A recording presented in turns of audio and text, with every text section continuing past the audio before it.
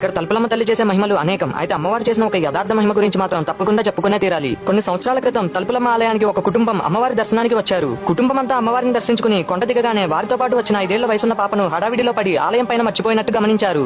అప్పటికే సాయంత్రం అయిపోయింది. తలుపులమ్మ గుడికి ఉన్న సాంప్రదాయం ఏంటంటే సరిగ్గా ఆలయాన్ని ప్రతిరోజు సాయంత్రం 5 గంటలకు మూసివేస్తారు.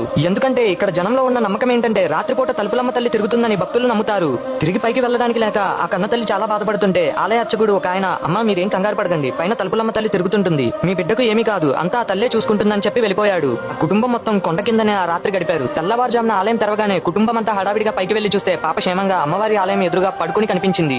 అలాగే పాప ఎంతో భయపడి ఉంటుందని భావించిన ఆ తల్లి పాపను లేపగా అప్పుడు ఆ పాప చెప్పిన సమాధానం ఏంటంటే, అమ్మా నువ్వు రాత్రంతా నా పక్కనే ఉన్నావుగా, ఎందుకలా ఏడుస్తున్నావు, రాత్రి నువ్వు నాకు కథ చెప్పి అన్నం తినిపించావుగా అని చెప్పేసరికి ఇక్కడున్న కుటుంబం మరియు భక్తులందరూ ఒక్కసారిగా ఉలిక్కిపడ్డారు. రాత్రి ఆ పిల్ల తల్లి రూపంలో వచ్చింది సాక్షాత్తు తలుపులమ్మ తల్లి అని వాళ్ళందరికీ అర్థమైంది. అంతేకాకుండా ఒకప్పుడు ఈ ప్రాంతంలో ఎవరికి ఏ ఆపద వచ్చినా ఒక 12 ఏళ్ల ఆడపిల్ల వచ్చి ఆ ఆపద తీర్చి వెళ్లేదట. మళ్ళీ ఎవరికి కనిపించేది కాదట. కష్టంలో ఉన్నవారు ఎవరైనా మళ్ళీ పిలిస్తే వెంటనే వచ్చేదట. ఆ పాప పేరు ఎవరికి తెలియదు కాబట్టి తలంపు వచ్చిన వెంటనే పలికే తల్లి కనుక ఆమెను తలంపులమ్మగా జనం కొలవడం ప్రారంభించారు. కాలక్రమేణా తలుపులమ్మ అయిందని తుని గ్రామస్తులు చెప్పే మాట.